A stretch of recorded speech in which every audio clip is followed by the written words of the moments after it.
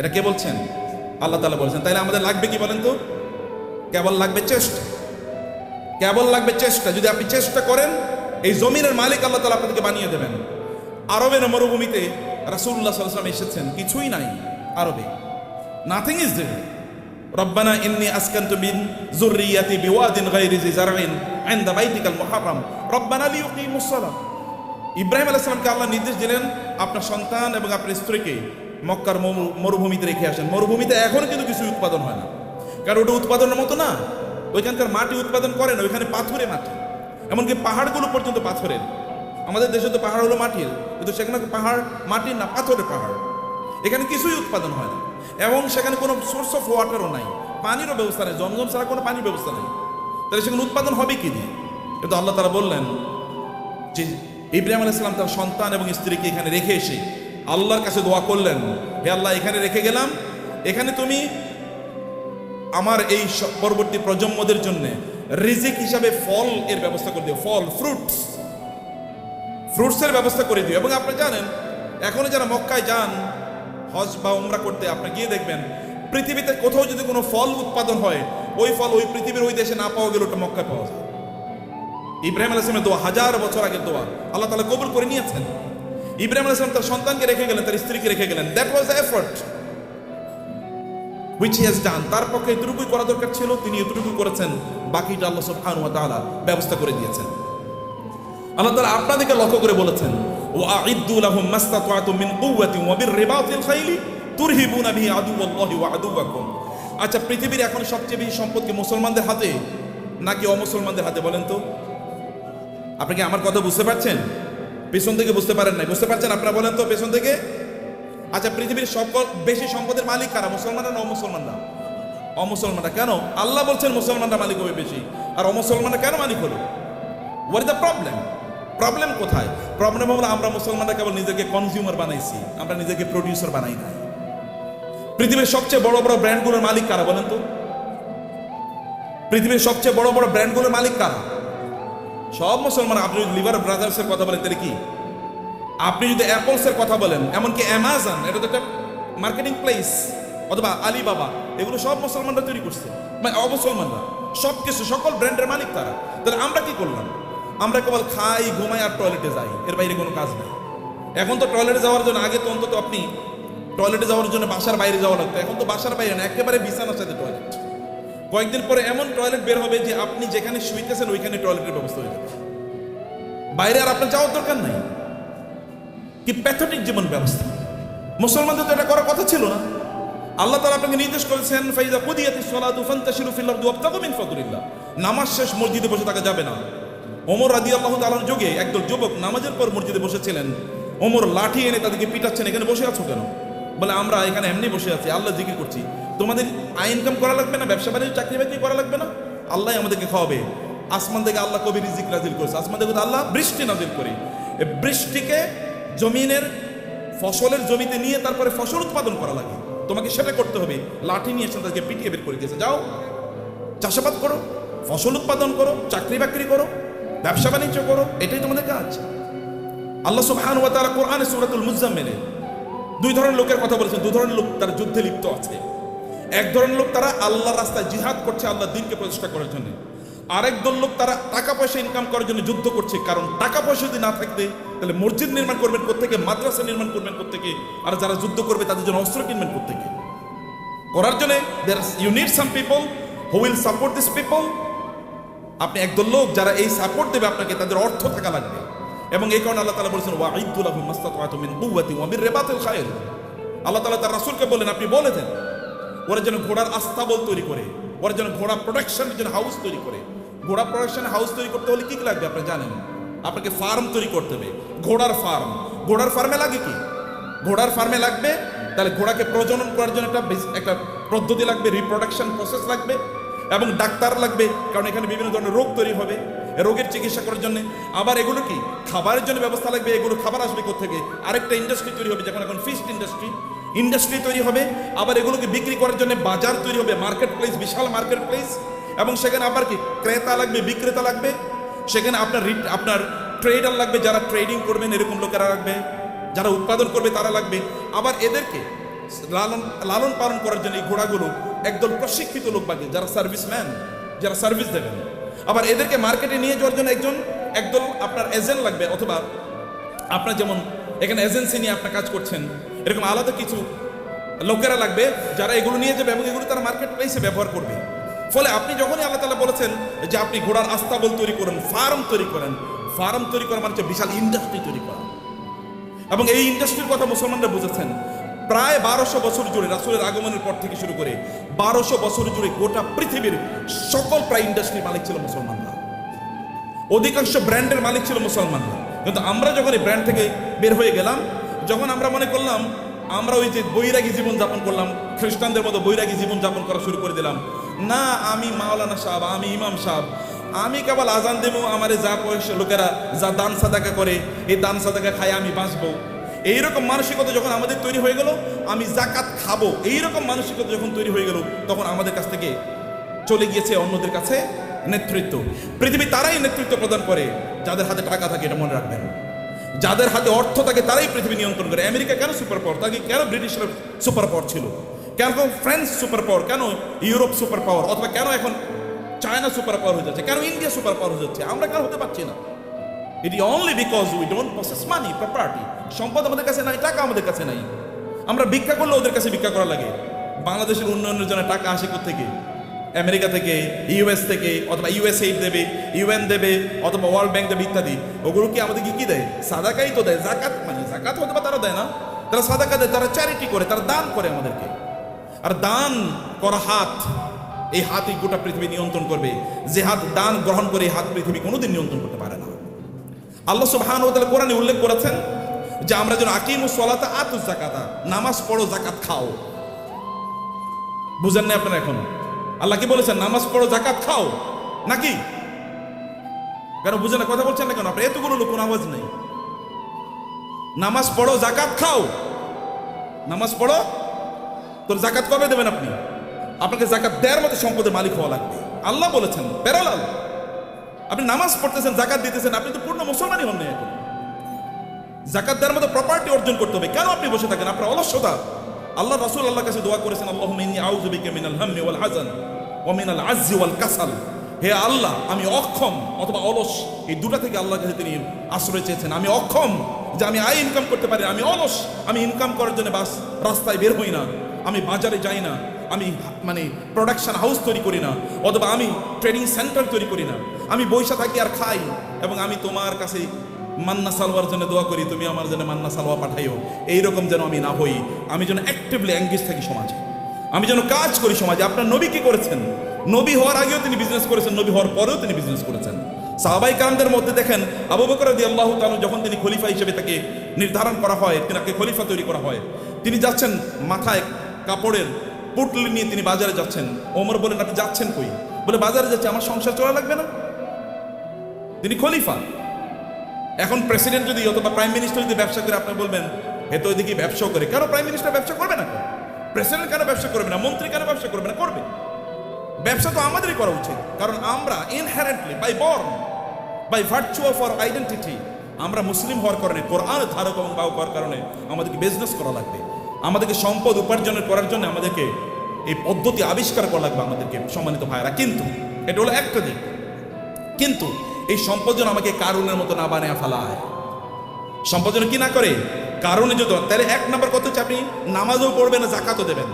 এখন থেকে আপনাকে সিদ্ধান্ত নিতে হবে যে এই রমাদান থেকে আপনি জাকাত দিতে পারবেন, এরকম চেষ্টা আপনি শুরু করবেন ইনশাআল্লাহ। নাকি বলেন? ভাই আপনার এলাকায় আপনি সবচেয়ে বড় ধনী হন, সমস্যা কি? সম্পদ উপার্জন করে হারাম নাকি? সম্পদ উপার্জন করা হারাম? নো, সম্পদ উপার্জন করা তো ফরজ, ইনকাম করা ফরজ, ইনকাম করা ফরজ। ইসলাম প্রচারে সবচেয়ে বেশি অবদান কার ছিল? আবু বকর। আবু বকরের চেয়ে মক্কায় ধনী কে ছিল? ইসলাম প্রচারের ক্ষেত্রে সবচেয়ে বেশি অবদান ছিল খাদিজাতুল কুবরা রাদিয়াল্লাহু তাআলা আনহার। খাদিজাতুল কুবরার চেয়ে মক্কায় ধনী নারী কে ছিল? ইসলাম প্রচারের ক্ষেত্রে, ইসলাম প্রতিষ্ঠার ক্ষেত্রে ওসমান ইবনে আফফান রাদিয়াল্লাহু তাআলার সবচেয়ে বেশি অবদান ছিল। এখনো আরবে, সৌদি আরবে, এখনো মদিনাতে ওসমান ইবনে আফফানের নামে এখনো ওইরকম বাগান আছে, যে বাগান থেকে এখনো যে উৎপাদন, এগুলো এখনো দিনের কাজে লাগে, এখনো চ্যারিটি হিসাবে সারা পৃথিবীতে সেগুলো টাকা পৌঁছে যায়। এখন যে মক্কায় যে ক্লক টাওয়ার আপনারা দেখেন, এটা কিন্তু সাদাকা, এটা কিন্তু ওয়াকফের। এখানকার টাকা যা ইনকাম, এগুলো কিন্তু মানব কল্যাণে, আপনাদের দেশে হয়তো বা এখানকার কল্যাণে টাকা চলে আসে। তা আপনাকে তো এরকম অর্থবৃত্তের মালিক আপনাকে হওয়া দরকার, অর্থ ইনকাম করতে হবে, ফরজ। এর কারণে আপনি তখন, কারণ এদের অবস্থা দেখেন, আবু বকরের মতো গোটা পৃথিবীর সকল মুসলমানকে যদি একত্রিত করা হয়, আবু বকরকে যদি একত্রিত করা হয় রাদিয়াল্লাহু তাআলা আনহু, তাইলেও আবু বকরের আমলের দাড়িপাল্লাটা অনেক ভারী হয়ে যাবে। কেবল ইবাদত করেই, এই তথাকথিত এই যে কথিত যে ইবাদত আছে, এই রিচুয়াল, আপনি নামাজ পড়লেন, কোরআন তেলাওয়াত করলেন, ইত্যাদি ইত্যাদি, এর মাধ্যমে এই জায়গায় যাওয়া যায় না। You need financial contribution to the establishment, to the preaching and the propagation of Islam. ইসলামকে মানুষের কাছে পৌঁছে দেওয়ার জন্য আপনার অর্থনৈতিক অবদান লাগবে। এই অবদানের কারণে আল্লাহ সুবহানাহু ওয়া তাআলা নামাজকে যেমনিভাবে ফরজ করে দিয়েছেন, তিনি আমাদের জন্য যাকাতকেও ফরজ করে দিয়েছেন। এখন আপনি বলবেন যে আমি টাকার মালিক হলে কেন যাকাত দেবো? আল্লাহ বলছেন তুমি টাকার মালিক হয়ে যাকাত দাও, তোমার জন্য ফরজ। টাকার মালিক হয়ে যাকাত, আল ইয়াদুল উলিয়া খায়রুম মিনাল ইয়াদিস সুফলা। দানের হাত আল্লাহর কাছে প্রিয়। যে ব্যক্তি দান করে তার যে মর্যাদা, যে নেয়ার মধ্যে কি সওয়াব আছে নাকি? যে ঠিক আছে ভাই, আপনি ভিক্ষা করেন রাস্তায়, ভাই আমার একটু দেন না, এরপর আপনার আমল নামে কেবল সওয়াব ঢুকতে থাকবে, সওয়াব ঢুকতে থাকবে নাকি? তাহলে সবাই ভিক্ষা, এবং মুসলমানরা প্রায় ভিক্ষার জাতি হয়ে গেছে। মাহফিল করলেও ভিক্ষা লাগে, মসজিদ বানাইলেও ভিক্ষা লাগে। কেমন অবস্থা এটা? এটা কেন আপনি করলেন? আপনারা কেন ইসলামকে এরকম জায়গায় নিয়ে আসছেন? আমরা কেন নিয়ে আসছি? আমি আলেমদের কথা বলছি, আপনাদের বলছি না। কেন এই জায়গায় নিয়ে আসবেন? এই জায়গায় আনার কথা ছিল না। You do something in order earn money. আপনি মর্যাদার সাথে পৃথিবীতে বেঁচে থাকবেন, আপনি দেবেন, এরকম জায়গায় আপনি যাবেন। ওমর রাদিয়াল্লাহু আনহু যুগে যাকাত নেওয়ার মতো লোক পাওয়া যায় নাই। মুসলমানদের অবস্থা দেখেন, মরুভূমিতে, আফ্রিকাতে লোকজন আফ্রিকা থেকে যাকাতের টাকা নিয়ে এসে ওমর কাছে আসে, ওমর রাদিয়াল্লাহু আনহুর কাছে আসে। ওমর বলে এগুলো কি? বলে যাকাতের টাকা। এখানে নিয়ে আসছে কেন? মদিনায় তো যাকাত নেওয়ার মতো কোনো লোক নাই, মক্কায় যাকাত নেওয়ার মতো কোনো লোক নাই। আমাদের আফ্রিকাতে তো যাকাত নেওয়ার মতো কোনো লোক নাই, করবো কি? আফ্রিকাতে যাকাত নেওয়ার মতো কোনো লোক নাই যখন মুসলমানদের শাসন চলেছে। এখন আমরা সব জায়গায় ভিক্ষা। আফ্রিকা মানে হচ্ছে ভিক্ষুকের জাতি, অথবা আন্ডার ডেভেলপ, লিস্ট ডেভেলপড, অথবা সবচেয়ে অনুন্নত দেশ। বাংলাদেশ মানে হচ্ছে ফকিরের দেশ, আমরা এরকম মনে করে থাকি। আপনাদেরকে দায়িত্ব নিতে হবে এই বাংলাদেশের মুসলমানদেরকে, অথবা এই সমগ্র জাতিকে অবশ্যই দারিদ্র থেকে অথবা এই ভিক্ষাবৃত্তি থেকে জাতিকে উদ্ধার করতেই হবে আমাদেরকে। এবং দুজনে ব্র্যান্ড ডেভেলপ করেন, ডু সামথিং। এটাও ইবাদত। বিজনেসের চেয়ে বড় ইবাদত নাই। বিজনেসের লোকেরা জান্নাতে নবী রাসূলদের সাথে থাকবে, আল্লাহ রাসূল বলেছেন। যারা বিজনেস করে, সৎ বিজনেস করে, তারা নবী রাসূলদের সাথে থাকবে জান্নাতে। অন্যরা কিন্তু এরকম থাকতে পারবে না। আমার মতো এরকম খালি দাওয়াত দিয়ে গেলাম আর আপনার কাছে আসলাম, আশা করছি কিছু টাকা দিলে এরপরে আমার সংসারটা চলবে, আছে কিনা এরকম? আপনার প্রফেশন কি? ব্যবসা কি? আপনার চাকরি কি? কয়লা আমি ওয়াইজ হলো আমার চাকরি। ওয়াইজ কোনো চাকরি নাকি? ওয়াজ কি কোনো চাকরি? কিন্তু আমাদের দেশে এটা চাকরি হয়ে গেছে। আপনার চাকরি কি? আমি ইমামতি হলো আমার চাকরি? নো, ইমামতি চাকরি না। আমার এরকম হওয়া দরকার ছিল, আমার সাইড বিজনেস আছে, বাকি কাজগুলো আমি এভাবে করি। প্রিয় ভাইরা, বলছিলাম 10 মিনিট, 10 মিনিট হয়ে গেছে। আচ্ছা, লাস্ট 2-3 মিনিট আপনাদেরকে শেষ করে দিই। তার মধ্যে না ভাই আছেন, যে শেখরা আছেন, ওনার কথা বলবেন। আপনারা তো প্রচন্ড রাগান্বিত পৃথিবীতে, তাই না? রাগ করছেন তো কথা শুনে। আচ্ছা, পেছন থেকে কানো আওয়াজই শুনি না, ঘটনা কি?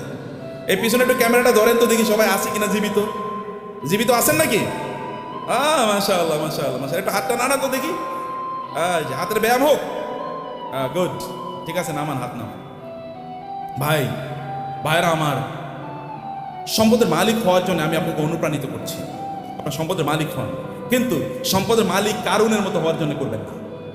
আল্লাহ সুবহানাহু ওয়া তাআলা সূরাতুল কাসাসে কারুনের ঘটনা বলেছেন। যদি সময় পান তাহলে আজকে বাসায় গিয়ে সূরাতুল কাসাসে এই কারুনের আয়াতগুলো, যেখানে আল্লাহ তাআলা বলেছেন ইন্না কারুনা, আয়াত নাম্বার হচ্ছে 40 থেকে শুরু করে 76 থেকে শুরু করে কারুনের ঘটনা পড়বেন। সূরাতুল কাসাস। ইন্না কারুনা কানা মিন কওমি মূসা ফাবাগা আলাইহিম ওয়া আতাইনাহু মিনাল কুনুজি মা ইন্না মাফাতিহাহু লাতানু বিল উসবাতি উলিল কুওয়া ইয ক্বালা লাহু কওমুহু লা তাফরাহ ইন্নাল্লাহা লা ইউহিব্বুল ফারিহিন। আল্লাহ সুবহানাহু ওয়া তাআলা বলেছেন, কারুনের গল্প আমাদেরকে বলছেন। তাহলে আমার আলোচনা দুটো পার্ট, এর একটা পার্ট আমি শেষ করলাম। আপনাদেরকে সম্পদের মালিক হতে হবে, প্রচুর পরিমাণ সম্পদের মালিক হতে হবে, যেন মানুষ যেন না বলে মুসলমানরা ভিক্ষুকের জাতি। আপনি যেন দিতে পারেন, অন্যরা যেন আপনাদেরকে দেখে বলে যে না, এ তো মুসলমান, এর মতো হতে হবে, আপনি তার মতো হতে। এখন আমরা এক্সাম্পল দিতে গিয়ে এখন আমরা ধরেন তৌহিদ ভাই ছাড়া আর কাউকে এক্সাম্পল দেওয়ার মতো লোক পাচ্ছি না। মানে যারা দিন প্র্যাকটিস করে, আবার অনেক সম্পদের তারা প্রবাহ তৈরি করেছে সমাজে, নিজেই কেবল সম্পদের মালিক হয় না, সম্পদের মালিক বানানোর রাস্তা তৈরি করে দিয়েছে। এরকম লোক আমার সামনে খুব বেশি নাই। আমি বলতে গেলে বিল গেটসের কথা বলে, ওয়ারেন বাফেটের কথা বলতে হয়, এলিয়ন মাস্কের কথা বলা লাগে। তো মুসলমানদের এলিয়ন মাস্ক কই? মুসলমানদের যদি আপনি দেখেন বিভিন্ন আরবের যে সকল শেখরা আছে, যে আরবের রাজা বাদশারা, কেবল ওদের নাম শুনলেই শোনা যায় ওই দেশে তার বিশাল একটা কি আছে, একটা রেস্ট হাউস আছে, ওইখানে ওই সমুদ্রের তীরে তার বিশাল একটা বাংলো আছে, হাবিজাবি ইত্যাদি ছাড়া আর কিছুই আলোচনা শুনি না। আর যখন আপনি এলন মাস্কের কথা শোনেন, তখন আপনি শোনেন যে ও ওই যে ইয়ের দেশে, চাঁদের দেশে এখন জায়গা বেচতেছে, জায়গা বিক্রি করতেছে, ওইখানে কি করে। অথবা বাংলাদেশে তার স্টারলিংক আসবে, গ্রাম অঞ্চলে সুপার স্পিডে আপনি ইন্টারনেট পাবেন। অথবা টেসলার মাধ্যমে এমন গাড়ি তৈরি করছে, ওখানে কোনো কি লাগবে না, ড্রাইভার লাগবে না। এরকম একটা কথা বলেন তো আপনি মুসলমানদের, এটা কেমন জাতি? 300 কোটি মুসলমান বলা হয়, অথবা কমপক্ষে তো 200 কোটি। গোটা পৃথিবীতে মানুষ 800 কোটি, এর মধ্যে প্রায় 250 কোটি মুসলমান। 250 কোটি মুসলমান একটা টেসলার মতো জিনিস তৈরি করতে পারলো না, একটা আইফোনের মতো প্রোডাক্ট তার নাই। অথবা তার একটা কি, এই যে আমরা ইয়ের গাড়ি কি বলে, কিসের গাড়ি, এই যে মানে আমরা আমাদের বাংলাদেশে এটা এটা কি যে কি গাড়ি জানো, এটা আপনার মানে এক্স করোলা, মানে করোলা টাইপের একটা গাড়ি তো বানাইতে পারেন আপনি। বলেন তো একটা ব্র্যান্ডের নাম বলেন তো মুসলমানদের গাড়ি, একটা হুন্ডার নাম বলেন তো, একটা সাইকেলের নামই বলেন। আরে সাইকেলের নাম তো বহুত পরের কথা। এই যে সাইকেলের যে শিখ ব্যবহার, ওগুলো কি বলে, হ্যাঁ শিখ বলে না? এরকম বানাইছে মুসলমানরা, দেখেন তো, এরাও তো চায়না থেকে আপনার আনা লাগে। তাহলে কি আমরা কি বানাইছি, করছি কি? কেবল খাও দাও ফুর্তি করো, দুনিয়াটা মস্ত বড়, এরকম টাইপ ছাড়া কোনো কিছু নাই। খাও ঘুমাও এবং সিনেমা দেখো আর ফেসবুকটি পাও। যে ফেসবুক বানাইছে ওর নিজেরও অ্যাকাউন্ট হয়তো বা নাই, কিন্তু আপনি এটা নিয়ে সারাদিন রাত ব্যস্ত আছেন। ও যে ইউটিউব বানাইছে ওইটা ব্যবসায়ী হাউস তার, এখান থেকে সে বিলিয়নস অফ ডলার্স ইনকাম করে নিচ্ছে, কিন্তু আপনি ওইটাই দেখেন এবং আপনি বলেন পাগলের সুখ মনে, মানে আপনি আমি কত সুখী, সারা রাত বেলা সিনেমা দেখতেছি, মজা কারে বলে। Stupid lifestyle. নো, আল্লাহ আপনাকে এই জন্য তৈরি করেন নাই, হিউজ প্রোডাক্টিভিটি তৈরি করেছেন এবং আল্লাহর মার্সি আপনার উপর আছে। আল্লাহ সুবহানাহু ওয়া তাআলা আপনাকে সেরকম ক্যারিশমা দিয়ে তৈরি করেছেন এবং এই কারণে আপনার এলাকায় আপনি সবচেয়ে বেশি সম্পদের মালিক হন এবং এর মাধ্যমে আপনি ওই এলাকাটাকে উন্নয়নের কাজ করেন। ওইখানে এমন কোনো মসজিদ না থাকুক যে মসজিদে আপনার কন্ট্রিবিউশন নাই, এমন কোনো মাদ্রাসা না থাকুক যেখানে আপনার কন্ট্রিবিউশন নাই, এমন কোনো দিনই কাজ না থাকুক যেখানে আপনার কন্ট্রিবিউশন নাই। লোকেরা যখন চিন্তা করবে আমরা এখানে একটা দিনই কাজ করতে চাই, তখন সবার আগে আপনার নাম মনে পড়বে, অমুকের কাছে যাই। যেমনি হবে লোকেরা কোনো দিনই কাজ করলে, রাসূলের কোনো দিনই কাজের প্রশ্ন দেখা দিলে তার সবার আগে মনে পড়তো কার নাম, আবু বকরের নাম, আবু বকর নাম মনে পড়তো, তবু ওসমান নাম মনে পড়তো, কারণ কেউ তাদেরকে সুপারসিড করতে পারতো না। সম্মানিত ভাইয়েরা এবং বোনেরা, সে কারণে পজিটিভলি অ্যাক্টিভলি সময় কাটান। মনে রাখবেন প্রত্যেকটা সেকেন্ডের জন্য আল্লাহকে জবাবদিহি করতে হবে, আল্লাহর কাছে আপনাকে জবাবদিহি করতে হবে প্রত্যেকটা সেকেন্ডের জন্য। ওয়াল আসরি ইন্নাল ইনসানা লাফি খুস, মানুষ সৃষ্টিগতভাবে বিপদের মধ্যে আছে। ইন্নাল ইনসানা লাফি খুস, তবে ইল্লাল্লাযিনা আমানু ওয়া আমিলুস সালিহাত, যারা ঈমান এনেছে, ঈমান আনার পর ভালো কাজ করছে। যাকাত যদি ইসলামের তৃতীয় স্তম্ভ হয়, আমরা বলি নামাজ রোজা, নামাজ রোজা, আল্লাহ বলছেন নামাজ জাকাত, নামাজ জাকাত, নাকি আমরা কি বলি নামাজ রোজা, কিন্তু আল্লাহ কি বলেছেন নামাজ জাকাত। আপনি দুটোকে একসাথে বলেছেন। এই দুটোকে একসাথে আপনাকে যদি আপনি করতে পারেন, তাইলে তো আপনি ইসলামের 5টা স্তম্ভ আপনি পালন করলেন। আপনি 5টা স্তম্ভ কয়জন পালন করছেন এর মধ্যে আপনি বলেন, কেন 5টা স্তম্ভ আপনি পালন করলেন না? এই 5টা স্তম্ভের উপর তো ঘর নির্ভর করে, এই গোটা ইসলাম নির্ভর করছে 5টা স্তম্ভের উপর। আপনি কেন হজ করতে পারলেন না? আপনি কেন জাকাত দিতে পারলেন না? এই দুটো তো ইসলামের স্তম্ভ। আপনি কেবল নামাজ পড়িয়ে তেল তেলে জান্নাতুল ফেরদাউসে চলে যেতে পারবেন নাকি? নো, অসম্ভব। সবগুলো একসাথে করে আপনি এমন একটা বিল্ডিং বানালেন একটা ইয়ের উপর, পিলারের উপর। এই বিল্ডিং কি পৃথিবীর সবচেয়ে স্থায়ী বিল্ডিং হবে? পিলার একটা মাত্র, যে কোনো সময় ধসে পড়ে যেতে পারে। শুধু নামাজের উপর নির্ভর করলেন, যে কোনো সময় ধসে পড়ে যেতে পারে। অতএব সবগুলোর উপর আপনার দিনকে প্রতিষ্ঠিত করা লাগবে। বুনিয়াল ইসলাম আলা খামসিন, শাহাদাতি আল্লাহ ইলাহা ইল্লাল্লাহ থেকে ওয়া হাজ্জিল বাইতি মান ইসতাতা ইলাইহি সাবিলা, সামর্থ্য অর্জন করা লাগবে আপনার, এবং অন্যরা আপনাকে দেখে শিখুক যে না এইরকম জীবনযাপন করা লাগে। অন্যরা আপনাকে দেখুক এরকম জীবনযাপন। কিন্তু আপনি সম্পদ উপার্জন করার একমাত্র কারণ যেন না হয় কারুন টাইপের জীবনযাপন করা। কারুন টাইপের জীবনযাপন করা কি? আল্লাহ সুবহানাহু বলেছেন ইন্না কারুনা কানা মিন কওমি মূসা ফাবাগা আলাইহিম। কারুন ছিল মূসা আলাইহিস সালামের তার বংশের লোক, অর্থাৎ বনি ইসরাইলের লোক। কিন্তু এই বনি ইসরাইলের উপরে সে জুলুম অত্যাচার করা শুরু করে দিয়েছে। যেমন আমাদের দেশে দেখবেন, আমাদের দেশে লোকেরা ব্যবসা করতেছে কিন্তু টাকা পাচার করতেছে অন্য দেশে। আছে কিনা এরকম? বুঝেন না আপনারা? ব্যবসা করতেছে এই দেশের মানুষের, কিন্তু টাকা পাচার করতেছে আরেক দেশে। আরেক দেশের ব্যাংকে গিয়ে তার সকল টাকা খুঁজে পাওয়া যায়। এর চেয়ে বড় জালিম আল্লাহর জমিনে আর হতে পারে না। কারণ আপনি যেখানে ইনকাম করেছেন ওই অঞ্চলের মানুষের হক আছে আপনার উপর, কারণ তাদেরকে দিয়ে আপনি ইনকাম করেছেন, তাদের উন্নয়নের জন্য আপনাকে কাজ করা লাগবে। ফেরাউনি মানে কারণই টাইপ এরকম যে কারণ এরকম করেছে, কিন্তু সেই লোকজনের উপর সে জুলুম এবং অত্যাচার চালিয়ে দিল। এবং তার কি পরিমাণ সম্পদ ছিল, আল্লাহ তাআলা বলেছেন যে ওয়াতাইনাহু মিনাল কুনুজি মা ইন্না মাফাতিহাহু লাতানু বিল উসবাতি উলিল কুওয়া, যে তার এত সম্পদ আল্লাহ তাআলা তাকে দিয়েছেন, সে কিন্তু গরিব একটা জাতির একজন, গরিব জাতি মানে হচ্ছে বনি ইসরাইল। বনি ইসরাইল কিন্তু কৃতদাস, ফেরাউন তাদেরকে কৃতদাস বানিয়ে রেখেছিল, তাদেরই একজন, কিন্তু প্রচুর পরিমাণ সম্পদের মালিক হয়েছে। সম্পদের মালিক হয়েছে এদের মাঝে ব্যবসা করার কারণে, ব্যবসা করার মাধ্যমে কিন্তু। এবং তার এত পরিমাণ সম্পদ যে তার সম্পদগুলো সোনা দানা এগুলো যেই সিন্ধুকে রাখতো, ওই সিন্ধুকগুলোর চাবি বহন করার জন্য একটা বিশাল গ্রুপ অফ পিপল লাগতো। কি পরিমাণ তার সিন্ধুক ছিল, কি পরিমাণ সম্পদ ছিল তার। এরকম সম্পদ এর মালিক হওয়ার পর এরপরে তিনি কি করেছেন, তিনি প্রচন্ড অহংকারী জীবনযাপন করতেন, আনন্দ ফুর্তি নিয়ে ব্যস্ত থাকতেন। ভালো করে শুনুন, আপনাদের গল্প বলছি। আনন্দ ফুর্তি কি, অনেক টাকা। অতএব আজকে ফ্যামিলি সহ চিন্তা করতো আজকে আমরা কক্সবাজারের ট্যুরে যাব। ওকে, কক্সবাজারের ট্যুর শেষ, মজা শেষ, ওইখানে আনন্দ ফুর্তি করে আগামীকাল আমরা সাজেকে যাব, সাজেকের মজা শেষ সিলেটে যাব, সিলেটের মজা শেষ সিঙ্গাপুরে যাব, সিঙ্গাপুরের মজা শেষ আমেরিকা যাব, না এরপরে কানাডাতে যাব। একটার পর একটা খেপল ঘুরে বেড়াচ্ছে, আনন্দ ফুর্তি করছে, আর ফেসবুকে পোস্ট দিচ্ছে আলহামদুলিল্লাহ আমি খুব ভালো আছি। এরকম যখন পোস্ট দেয় তখন কি হয়, আপনি কেবল আনন্দ ফুর্তি করে বেড়াচ্ছেন। এবং এই সবচেয়ে সুন্দর সিনেমা কোনটা এসছে, চলো সিনেফ্লেক্সে আমরা গিয়ে সিনেমা দেখে আসবো। সিনেফ্লেক্সে ঢোকার আগে এরকম একটা বিশাল বড় ফেসবুকে একটা পোস্ট দিয়ে বললো এখন মাত্র সিনেফ্লেক্সে আমি ঢুকতেছি সিনেমা দেখার জন্য। মানুষের দেখাচ্ছে তার প্রচুর পরিমাণ সম্পদ এবং বিশাল গাড়ি হাঁকিয়ে যখন তিনি গ্রামে যান, ওইখানে উইন্ডো খোলেন না, অথবা তার এলাকায় যখন যান তখন তিনি মহা অহংকারী, কেউ তার কাছেও আসতে পারেন। অনেক পরিমাণ সম্পদ আর আছে, এটা কেবলমাত্র নিজের ভোগ বিলাসের জন্য তিনি ব্যবহার করছেন এবং ব্যয় করছেন। কেবল নিজের ভোগ ছাড়া কোনো কিছু নাই তার নিজের, কারণ সে নিজে মনে করে যে আমি ইনকাম করেছি, আমি নিজেই ভোগ করব। এবং কারণ কিন্তু একই কাজ করেছে। কারণকে তার সম্প্রদায়ের লোকেরা বলেছে তুমি এত অহংকার করো না, তুমি এত আনন্দ ফুর্তি নিয়ে ব্যস্ত থেকো না, তুমি যিনি তোমাকে সম্পদ দিয়েছেন তার প্রতি কিছু কৃতজ্ঞ থাকো। ওয়াবতাগি ফীমা আতাকাল্লাহু দারুল আখিরাহ, আল্লাহ তোমাকে যে সম্পদ দিয়েছেন এই সম্পদকে ব্যবহার করে আখিরাত অর্জন করো, অর্থাৎ জান্নাত অর্জন।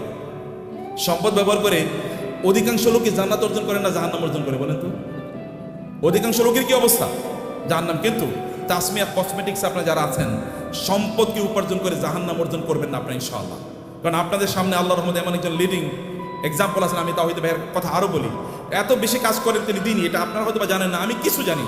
দ্য আইস মানে টিপ অফ দি আইসবার্গ, মানে বিশাল বড় অথবা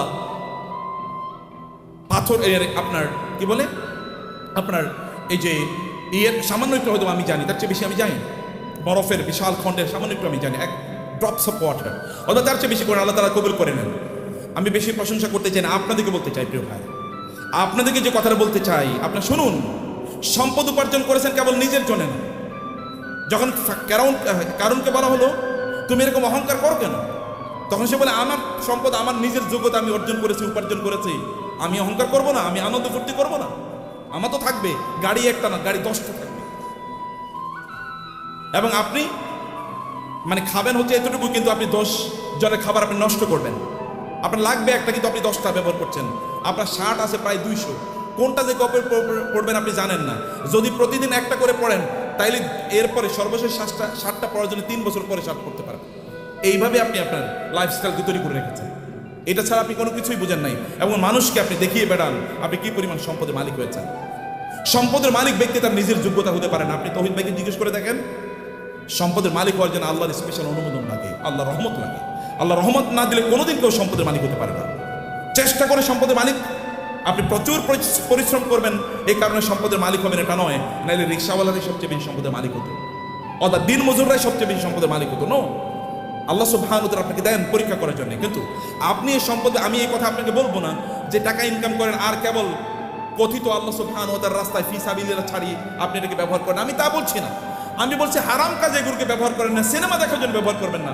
লেটেস্ট কি সিনেমা তৈরি হয়েছে এটা নিয়ে কিনে নিয়ে আসো এবং সবাইকে নিয়ে আনন্দ ফুর্তি করে বেড়াবেন, অথবা আপনার ছেলে মেয়ে ওয়াইফ ইত্যাদিকে নিয়ে বাচ্চাদেরকে নিয়ে আপনি যাবেন বিভিন্ন জায়গায় বেড়ানোর জন্য। আনন্দ ফুর্তিতে মেশে থাকবেন, লাল পানি খাবেন, অথবা জুয়া খেলবেন, অথবা অন্যান্য ফুর্তি ফ্যাশন করে বেড়াবেন, সেখানে কোনো দিনী পরিবেশ নাই, দিনী কোনো আচরণ নাই, এবং এর মধ্যে আপনি আনন্দ খুঁজে বেড়াচ্ছেন। আপনার টাকা আপনি এইভাবে ব্যয় করছেন। এই অর্থ ব্যয়ের মাধ্যমে আপনি জান্নাত কিনছেন না জাহান্নাম কিনছেন? আপনি কিনছেন জাহান্নাম, অথচ আল্লাহ অনুগ্রহ করে আপনাকে সম্পদ দিয়েছেন। আপনার সম্পদ ব্যবহার করে আপনি জান্নাত কেনেন। এগুলোকে হালাল উপায় ব্যবহার করলে আপনার জান্নাত কেন হয়ে যায়। আপনি হালাল ভাবে চলেন, নো প্রবলেম।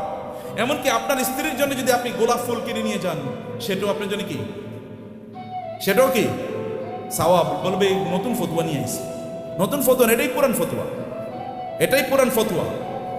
আপনার স্ত্রীর জন্য আপনি টাকা ইনকাম করেছেন, স্ত্রীর জন্য গোলাপ ফুল কিনে নিয়ে যান, তার জন্য নতুন একটা আইটেম কিনে নিয়ে যান এবং তাকে খুশি করেন, কারণ তাইলে আপনার সংসার ঠিক থাকবে, আপনার সন্তানটা ঠিক মতো চলবে।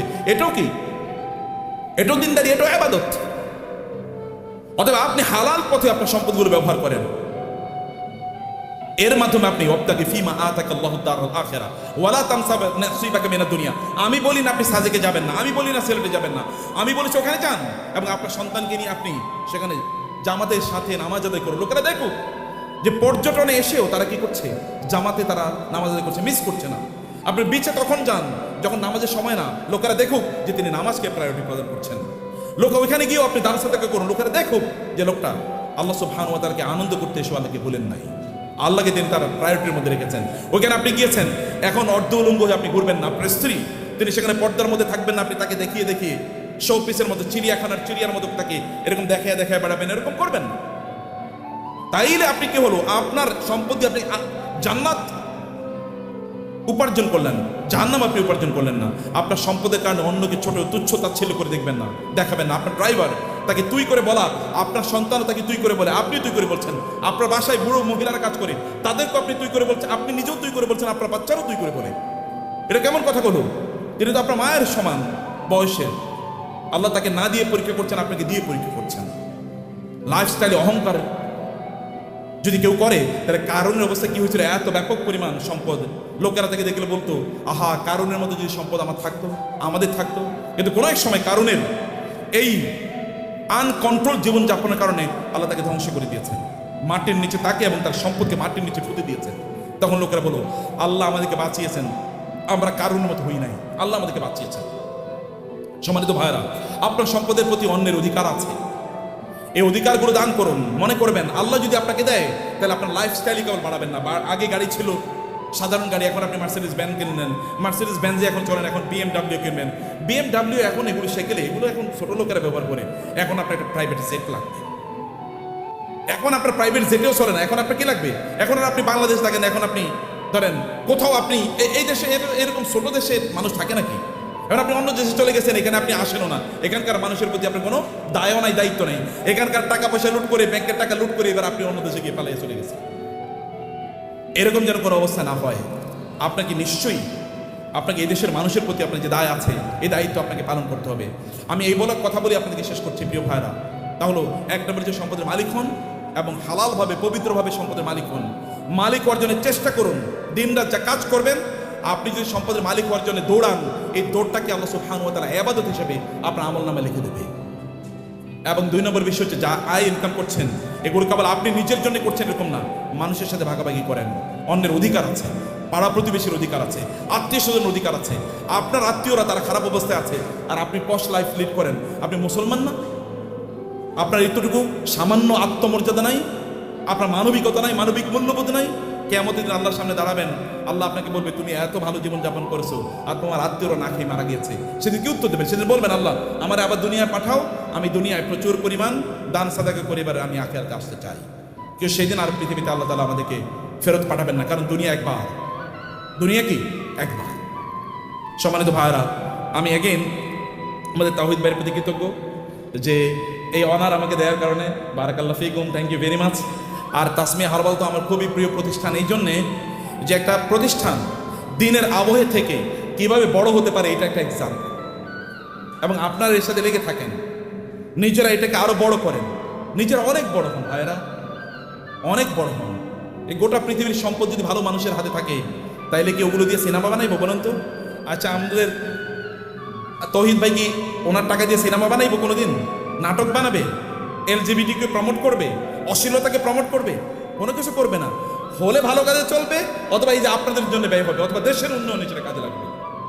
এরকম মানুষের হাতে সম্পদ থাকা উচিত, এবং আপনি নিজকে ওরকম একজন রোল মডেল তৈরি করেন, এরকম একজন মানুষের পরে। এটা কিন্তু আল্লাহর নির্দেশ। আমি কিন্তু আল্লাহর কথাগুলো আপনাকে বলে গেছি আমার ভাষা, আল্লাহর ভাষায় তো আমি বলতে পারবো না, আমার ভাষায় আল্লাহর কথাগুলো আপনাদের ব্যাখ্যা করলাম। হে আল্লাহ, তুমি এই আয়োজনটাকে কবুল করে নাও, আজকের এই কনফারেন্সকে কবুল করে নাও, এই তাসমিয়া হরবালকে তুমি কবুল করে নাও আল্লাহ, এবং এটাকে বাংলাদেশের লিডিং বিজনেস হাউস হিসেবে কবুল করে নাও আল্লাহ। আল্লাহ, এখানে যারা এর সাথে সম্পৃক্ত আছেন বিভিন্নভাবে, আল্লাহ সবাইকে তুমি কবুল করে নাও আল্লাহ, এবং সবার ব্যবসার মধ্যে তুমি বারাকা দান করো আল্লাহ। আর এরা সবাই যেন অন্যদের জন্য রোল মডেল হতে পারে, অন্যদের জন্য আদর্শ হতে পারে আল্লাহ। সবাইকে তুমি সেই স্ট্রেংথ এবং স্টামিনা দান করো আল্লাহ। আমাদের সবাইকে আমাদের সম্পদ দিয়ে যেন আমরা আখিরাতে তোমার কাছে যেন একটা ঘর বানাতে পারি আল্লাহ, তোমার কাছে আমাদের জন্য ঘর বানায় দেন। আমরা সেভাবে আমাদের সম্পদগুলোকে যেন ব্যয় করতে পারি, এবং অন্যের প্রতি আমাদের যে দায় আছে, দায়িত্ব আছে, মানুষের প্রতি আমাদের যে দায় আছে, সেটা যেন আমরা পালন করতে পারি। আমাদের সম্পদের কারণে যেন আমরা অহংকারী না হয়ে উঠি, আমরা কেবল যেন শো অফ না করি, আমি দেখাই যে আমার এরকম আছে এবং অন্যরা এটা দেখে ইনফেরিয়রিটি কমপ্লেক্স, এটা যেন না হয়। আপনি ভাবির জন্য বিশাল বড় গয়না কিনে নিয়ে গেলেন, এবার আপনার ওয়াইফ আরেকজনের, আপনার কোনো মানে তার কোনো কাজিনের অথবা তার কোনো বান্ধবীর অথবা অন্য কাউকে বললো, দেখো আমার স্বামী কিন্তু আমার এটা দিয়েছে। এরপরে উনি তো তার স্বামীর সাথে এবার ঝগড়া বিপদ লাগলো, আমার বান্ধবীর স্বামী এরকম দিয়েছে, তুমি আমারে দিলা না, তো তুমি তো আমার প্রতি জুলুম করছো, আমি তোমার বিয়া করে এই জীবনটা শেষ হয়ে গেল আমার। এটা শো অফ করার জন্য না, আল্লাহর প্রতি কৃতজ্ঞতা। যত আল্লাহ দেবেন তত কৃতজ্ঞতা বাড়িয়ে দেন। আল্লাহ আপনার মাথা উঁচু করে দিয়েছেন, যিনি মাথা উঁচু করে দিয়েছেন তার জন্য মাথাটা কি হবে? অবনত হবে, সেজদায় বেশি লুটিয়ে পড়তে হবে, তাইলে তিনি আপনার মাথাকে উঁচু করে দেবেন। থ্যাংক ইউ ভেরি মাচ, জাযাকুমুল্লাহ খায়র। আল্লাহ সুবহানাহু ওয়া তাআলা আমাদের সবাইকে অনেক অনেক কল্যাণ দান করুন, আল্লাহুম্মা আমিন। আযা ওয়া সাল্লাল্লাহু সুবহানাহু ওয়া তাআলা নবিয়ানা মুহাম্মদ ওয়া আলিহি ওয়া সাহবিহি আজমাইন। সুবহানাকাল্লাহুম্মা ওয়া বিহামদিক, আশহাদু আল্লা ইলাহা ইল্লা আনতা আস্তাগফিরুকা ওয়া আতুবু ইলাইক। ওয়াসসালামু আলাইকুম ওয়া রাহমাতুল্লাহি ওয়া বারাকাতুহু।